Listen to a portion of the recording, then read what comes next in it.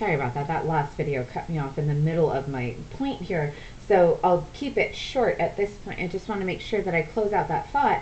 It is worth noting that in the general scheme of things, compounding interest is the most advantageous way to let your money grow if you let your money grow for a sufficient amount of time.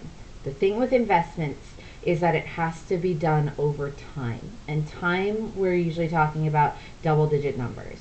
20 years, 25 years, 30 years, 40 years, long chunks of time. So as you understand compound interest, hopefully now you can start to realize that it's just about building equations.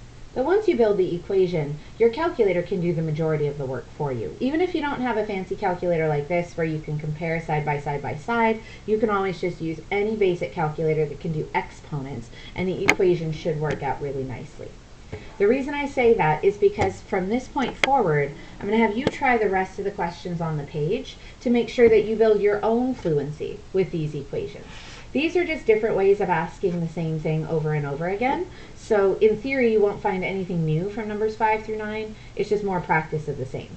And as always, you have access to the answer key, so bounce back and forth between the paper and the answer key, making sure you understand.